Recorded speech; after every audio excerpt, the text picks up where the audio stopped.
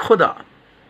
मदन मोहन तरुण के कहानी संकलन जंगल जिंदा है से मदन मोहन तरुण के द्वारा लिखित एवं उन्हीं के द्वारा पठित।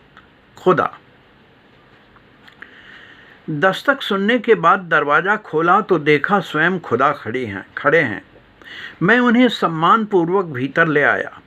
आकर वे सोफे पर बैठ गए और टोपी सिर से उतार कर टेबल पर रख दिया।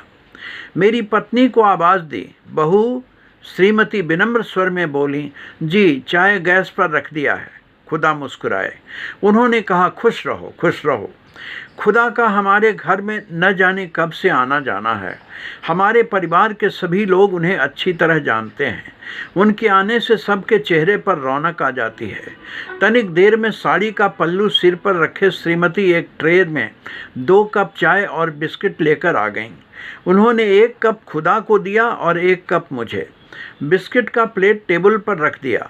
खुदा ने चाय का कप उठाते हुए श्रीमती की ओर देखा और बोले, खुश रहो, खुश रहो। श्रीमती विनम्रता पूर्वक थोड़ी देर खड़ी रहीं और फिर किचन की ओर लौट गईं। अब खुदा चाय की प्याली लिए मेरे पास खाट पर आ गए और पालथी मार कर बैठ गए और चाय की चुस्की लेते हुए बोले, नमाजियों के चले जाने के बाद मस्जिद में अकेला रह गया था, सो सोचा आपसे मिल लूं। मैंने कहा, हम लोग तो आपका इंतज़ार करते ही रहते हैं। अच्छा किया जो आ गए। आज श्रीमती जी ने आलू का पराठा बनाया है। सुनकर खुदा की आंखें चमकने लगीं।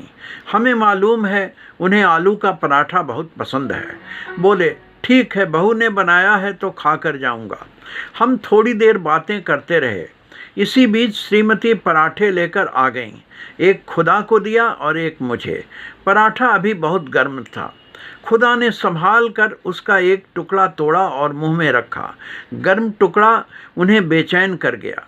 उनकी आंखें चमक उठी और वे सावधानी से वह टुकड़ा मुंह में थोड़ी देर घुमाते रहे।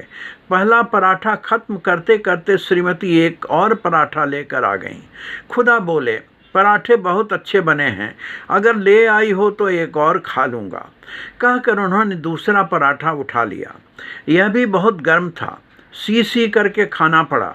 अब तक करीब 3 घंटे बीत चुके थे। बोले, अब दूसरी समाज का वक्त हो रहा है, अब मैं चलूँगा। कहकर टोपी पहनकर चलने को तैयार हो गए। मैं उन्हें लिफ्ट तक छोड़ने गया। लिफ्ट ने जब तक चलना शुरू नहीं किया तब तक मैं विनम्रतापूर्वक वहीं खड़ा रहा। मदन मोहन तरुण।